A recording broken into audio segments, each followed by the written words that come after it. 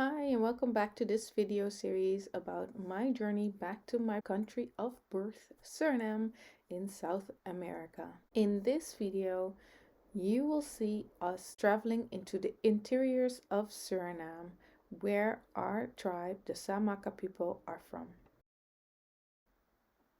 I packed my backpack and I have another bag that will go with me on our trip to the interior. Breakfast is a delicious papaya. Remember the towels I was wearing on my head? Well, my dad went into town and I got to choose a hat. Ta-da! This is the hat that I chose. I will be wearing it every single day so my scalp stops burning. This is the rice that you might have seen in the previous videos that is grown and harvested on my dad's own land. Here we are taking the last preparations to going on our journey. We will be away for about 3 to 4 days. A preface is that you bring not only your own supplies but lots of food to gift the relatives that you are visiting. As I wait for my bath water to boil, I hear some fluttering up in the tree and I spot a kikkibi that is eating acai berries. So if you pay close attention, you'll see it jump from the branch on the top right corner of the screen to the left. Later, as I wait for our charter taxi driver to arrive, I spot some more birds in the distance and I actually had to Google their name, but they actually have a gorgeous blue color on their chest and tail as well. With a car fully packed, we are on our way. See that gas tank in the back? I had to open a window because it was leaking and the fumes were super intense, and at the same time I was cold. The wind through the window was just too much. As we drive, we see a snake that attempted to cross the road and didn't quite make it. It doesn't stop to amaze me how life will just grow anywhere. Here is a snapshot of all the stuff that we have with us so far, because we will stop and get more. We transfer to another taxi driver. This is not a charter. That means that he will drive and pick up as many people along the way until his bus is fully loaded. And as you can tell, the roof is a perfectly acceptable storage place. I am still all smiles at this point because we've only been en route for about an hour, but that smile will change soon enough. My knees are touching the front seat even though I'm 5'5", 5.5 foot, so 1 meter 68. Yeah, this is not going to be the most comfortable part of the road, part of the trip, but also not the most uncomfortable. Another snapshot of what a supermarket looks like. This was more a warehouse size supermarket where a lot of people stop to do grocery and supply shopping on their way to the interior. We buy things like water, oil, toilet paper, and more beverages, especially to be gifting to the relatives we will be visiting. We are, of course, not the only ones who have more supplies, and he actually continues piling on more and more luggage on the top of the van as well as in the van, as also more and more people join us until he is at full capacity and we start the largest leg of our journey, which is almost a 2-hour non-stop ride, which at this time in 2023 is actually completely asphalt. So this is an amazing journey where 20 years ago this was just sand. Like this last 30-minute drive up to the Baka Boto nature resort, and we are not just all swinging left to right in the car.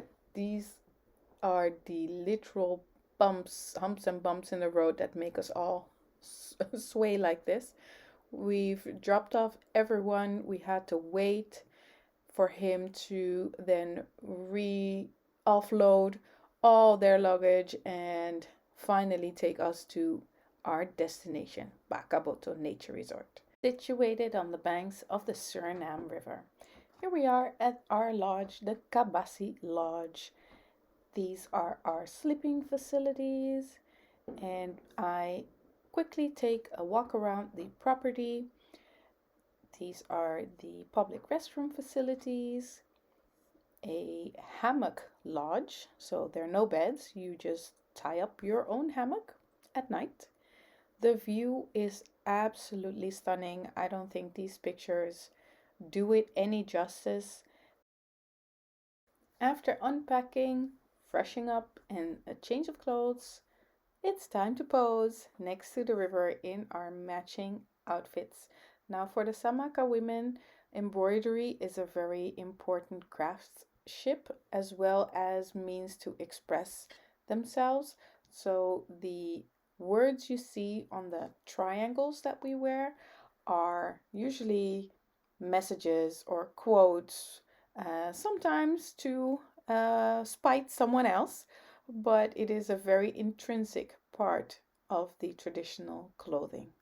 And just like that, another day has passed, the sun is setting, and it creates just this beautiful array of colors in the sky, reflected in the rushing river. Without the sounds and the scents and the smells, I cannot transfer the magic of this place. So I guess you'll just have to visit. As can be expected, my dad knows a lot of people from this region since this is his place of birth and where my grandparents are from. So, this host of the resort actually is a childhood friend of my dad, and here you see them catching up, sharing stories, and all of the Saamaka history, tradition, and values are actually verbally transmitted and transferred from person to person within the families. So if you want to know something, you can't look it up in a book. You'll just have to talk to the right people. And this was one of those occasions where he got to connect a few extra dots in the outer range, outer outskirts of our family tree that this man apparently knew more about. So it was quite interesting, although, of course, I did not understand a word. The light that attracted a lot of bugs attracted then the toads. And this little toad made sure he had his fill. Don't worry, he's fine. Right after a hearty breakfast of fish and cassava bread and peanut butter, I did another walk around the property.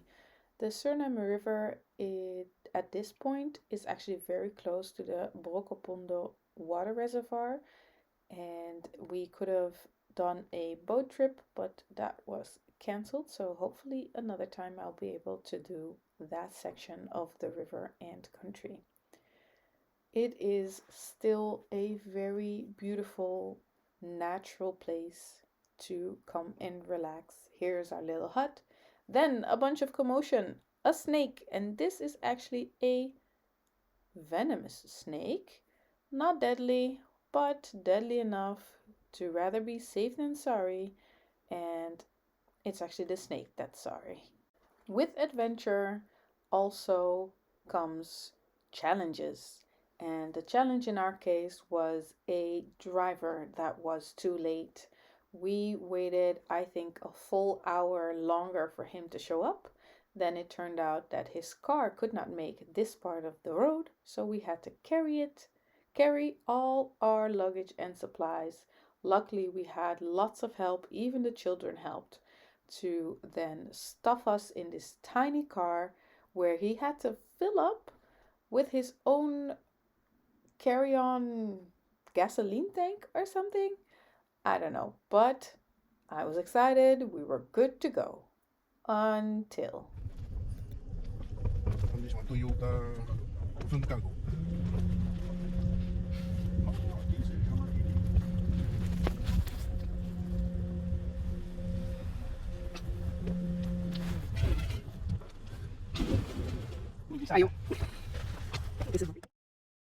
We had to get out. The car could not clear the biggest bumps in the road, and our weight was actually the only thing that would easily, obviously, get out and walk by itself.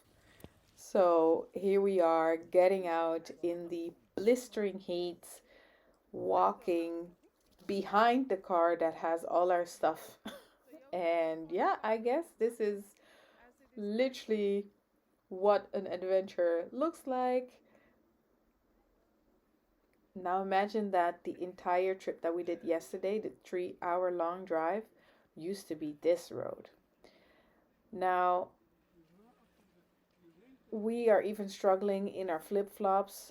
There she almost falls, and we decide that the edge of the road is still the safest to traverse, but then you can't really see where you're stepping. Anyway, I was still in a really great mood at this point in time. So, yeah, it was fine. I think we got out a few more times. We'll try again. It took us a really long time to clear this section of the road.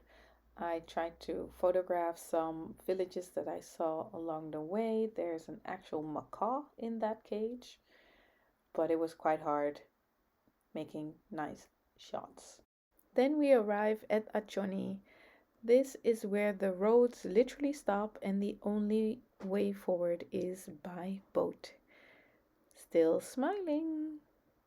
I rescue this tiny little spider on our car, and as you can see, they literally have to transport everything with these boats, even large rain barrels or rain catchment systems. Everyone travels with a van. Trash is not necessarily collected, and here we are waiting on our boatsman. In the meantime, we grab some food because obviously there won't be any on the boat. Here is my pillow contraption. I am so proud.